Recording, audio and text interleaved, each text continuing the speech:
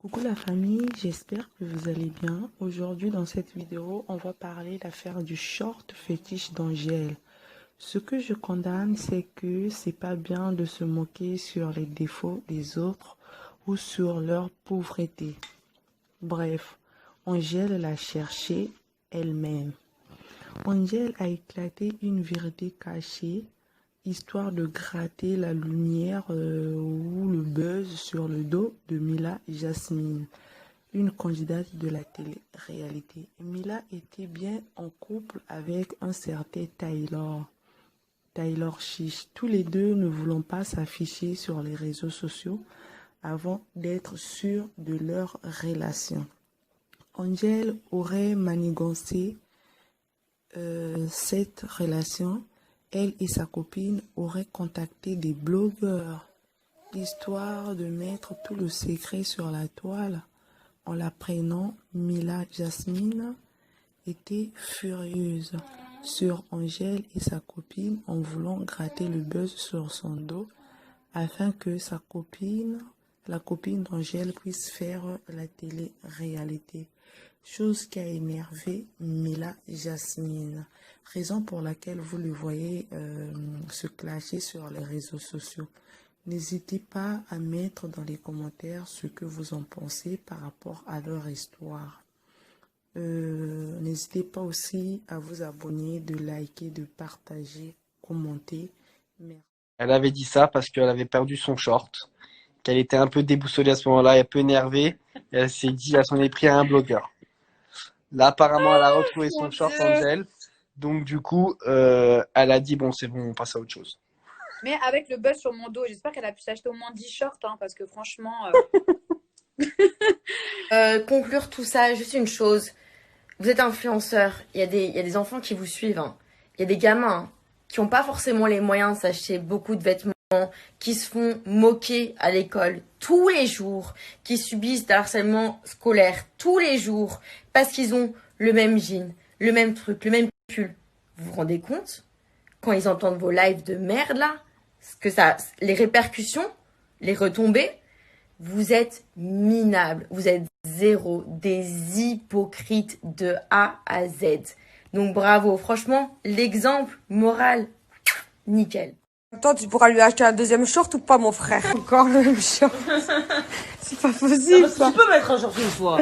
Mais pas 15. La grande cruche qui sait pas parler, Marine, qui s'exprime. Alors elle, c'est un truc de fou à quel point elle est pas constante dans sa tête. La dernière fois qu'on s'est parlé, elle m'a envoyé des messages de soutien, des nanana, je suis de ton côté et tout. Et après, tu me clashes sur Snap. C'est marrant parce que tu me rappelles sur le tournage, en fait, devant les caméras, tu faisais genre on était ennemis. Et puis le soir, tu étais là, ouais, vraiment, il faut que demain on se parle face cam, il faut qu'on se réconcilie. T'es zéro, encore une fois, bah, comme je l'ai dit, tu es une grosse faux cul. Au lieu de parler de moi, en fait, de parler de mon short, je pense que tu devrais t'occuper de ton cul qui est bien crade. D'accord? Je pense qu'il y a beaucoup à faire de ton côté. Une femme comme toi, elle devrait même pas ouvrir sa bouche. Juste ce que t'es, ce que tu incarnes, ferme ta gueule, tout simplement. Voilà. Donc maintenant l'histoire par rapport aux blogueurs, parce que oui c'est vrai, il faut que je m'explique par rapport à ça. Effectivement, j'en ai parlé à un blogueur. Bon, ça n'est pas encore une fois, hein, je me répète, hein, mais ce ne sont pas des fausses captures d'écran. Le blogueur lui-même m'a dit putain, je suis grave choquée et tout. Ah ouais, avec tout ce que tu m'as dit, bah ouais, c'est vraiment vrai. Alors pourquoi est-ce que je lui en ai parlé à lui et pas à Mila? Donc première chose, parce qu'à ce moment-là, ce mec, je lui parlais plus à lui qu'à Mila. Mila, effectivement, elle m'avait envoyé des messages à ma première rupture avec Greg, donc ça remonte à un temps maintenant, c'était en juillet, je crois, en août, je sais plus. Et d'ailleurs, bon, elle est quand même venue, c'est vrai qu'à la base, la démarche était plus ou moins gentille, mais elle est quand même venue me parler que d'elle. Hein. Je veux dire, j'ai la conversation où elle me parle que d'elle, donc un ego encore une fois. Bref, donc c'est d'ailleurs pour ça d'ailleurs que je l'avais laissé en vue, j'avais même pas, enfin à la fin j'avais arrêté de répondre parce que ça me gonflait.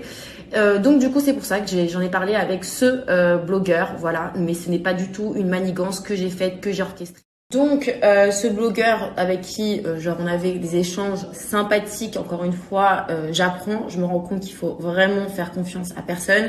On parlait d'aller se boire des coups dans le marais, etc. Enfin, voilà, en mode pote, quoi. Donc, comme un pote, n'importe quel pote, je lui ai parlé de ça. On a fait un FaceTime où il a fait le fameux enregistrement audio où on m'entend, où c'est coupé en plus, dire qu'il peut, s'il veut, balancer l'identité de Pauline, parce que de toute façon, elle n'est pas expert comptable et qu'elle envisage de faire des choses, voilà, du divertissement. Donc ça posait pas de problème, pardon.